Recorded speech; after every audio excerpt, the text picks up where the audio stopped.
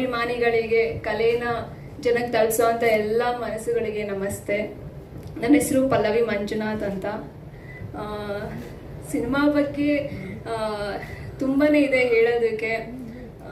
First of all ಎಲ್ಲರಿಗೂ ಬಂದಿರೋರಿಗೆ thank you. Ashwini ma'am, thank you.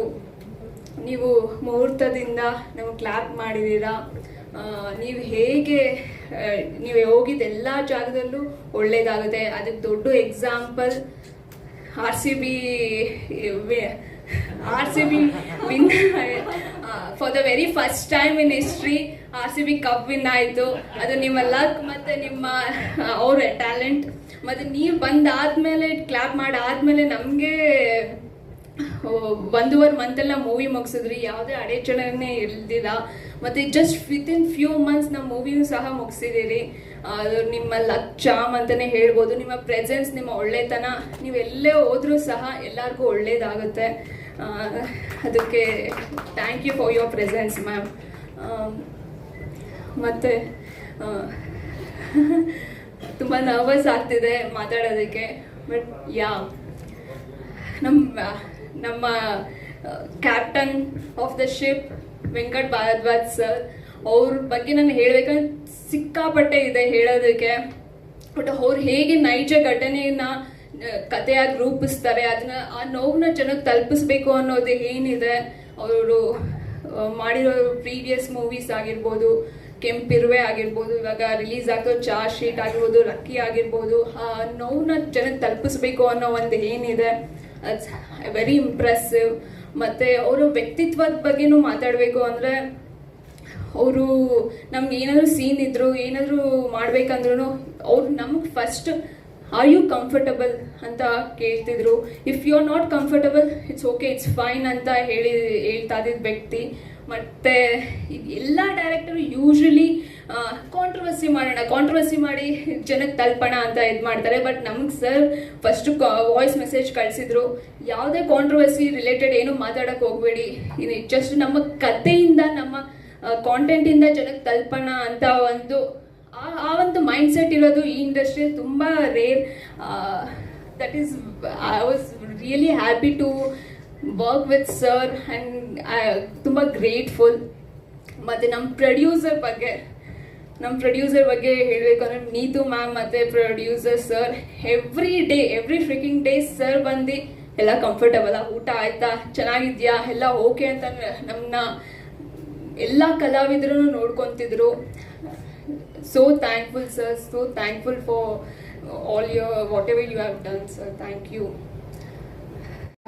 Venkat Bharadwaj ಅವರು, ನಾನು DOP ಸರ್ನ ಕರೀತಾ ಇದ್ದೀರಾ? DOP ಮುಖ ತೋರಿಸ್ಬಿಡಿ, ಬನ್ನಿ ಇಲ್ಲಿ ಯಾರು ಅಂತ ಗೊತ್ತಾಗಬೇಕು. ಇಷ್ಟು ಚೆನ್ನಾಗಿ ಕ್ಯಾಮ್ರಾ ಹಿಂದೆನೇ ಇರೋದು ಅವರು. ನೀವು ಕ್ಯಾಮ್ರಾ ಹಿಂದೆ ಬಿಡಿ, ಬನ್ನಿ ಬನ್ನಿ. ಅವ್ರು ತುಂಬಾ ನಾಚಿಕೆ ಸ್ವಭಾವದವರು, ನಮ್ಮ ಐಸಾಕ್ ಪ್ರಭಾಕರ್ ಅವರು. ಒಂದ್ ನಿಮಿಷ ಮುಖ ತೋರಿಸಿ, ಯಾರು ಅಂತ ಗೊತ್ತಾಗ್ಲಿ. ಬನ್ನಿ, ಎಷ್ಟು ಚೆನ್ನಾಗಿ ಫ್ರೇಮ್ಸ್ ಇಟ್ಟಿದ್ದೀರಾ. ಹಾ, ಓಕೆ. ಎಲ್ಲ ಮಾಧ್ಯಮ ಮಿತ್ರರಿಗೆ ನಮಸ್ಕಾರ. ನಾನು ನಿಮ್ಮ ವೆಂಕಟ್ ಭಾರದ್ವಾಜ್, ಡೈರೆಕ್ಟ್ರು.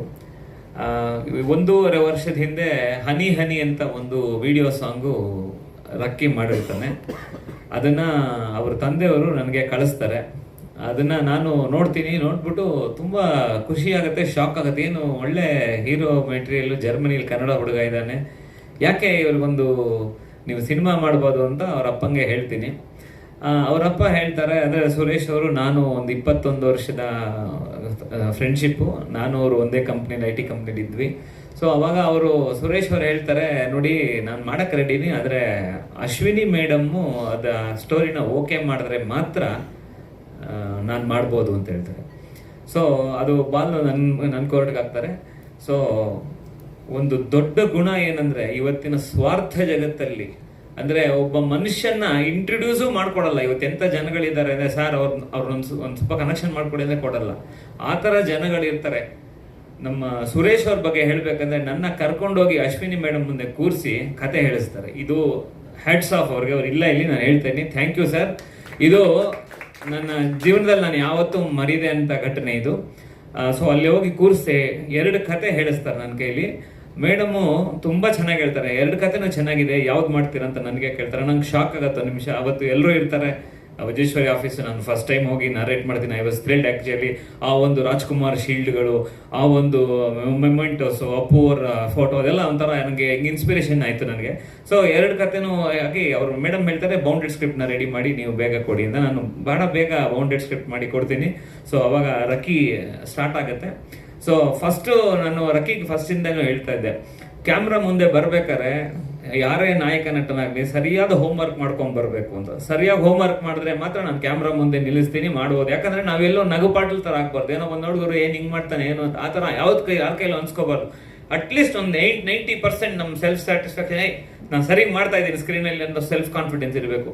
ಸೊ ಆಲ್ಮೋಸ್ಟ್ ಸ್ಕ್ರಿಪ್ಟ್ ಬರೆದಾಗ ಒಂದು 7 ತಿಂಗಳಿಂದ 8 ತಿಂಗಳು class, online class, dialogue delivery ಎಲ್ಲ ಮಾಡಿದೆ ಅವನು. ನಾನು ಅದನ್ನ ಥ್ಯಾಂಕ್ಸ್ ಹೇಳ್ತೀನಿ ನಿಮಗೆ. ತುಂಬಾ ಚೆನ್ನಾಗಿ ತಯಾರಾದ ಅವನು. ಕ್ಯಾಮರಾ ಮುಂದೆ ಏನ್ ಮಾಡ್ಬೇಕು, ನೀವು ಆನ್ಲೈನಲ್ಲೇ ಎಲ್ಲ ಟ್ರೈನ್ ಮಾಡಿದೀನಿ. ಪ್ಲಸ್ ಜರ್ಮನ್ ಫೈಟರ್ಸ್, ಕರೆಕ್ಟ್ ಅಲ್ಲ? ಅದು ಅವನು ಹೇಳಿದ, ನಾನು ಹೇಳ್ತೇನೆ. ಜರ್ಮನ್ ಫೈಟರ್ಸ್ ಜೊತೆ ಕೂತ್ಕೊಂಡು ಒಂದು ಟ್ರೈನ್ ಇಂಡಿಯನ್ ಫೈಟ್ಸ್ ನ ಅವ್ರಿಗೆ ಜರ್ಮನ್ ಫೈಟ್ಸ್ ತೋರಿಸಿ, ಅವರು ಏನು ಈ ತರ ಇದೆ ಫೈಟ್ಸ್, ಜರ್ಮನಿ ಕನ್ನಡ ಫೈಟ್ಸ್ ಈ ತರ ಇದೆ, ಅವರು ಇದು ನೋಡಿ ಇವನ್ಗೊಂದ್ ಸ್ವಲ್ಪ ಟ್ರೈನ್ ಅಪ್ ಮಾಡಿದ್ರು.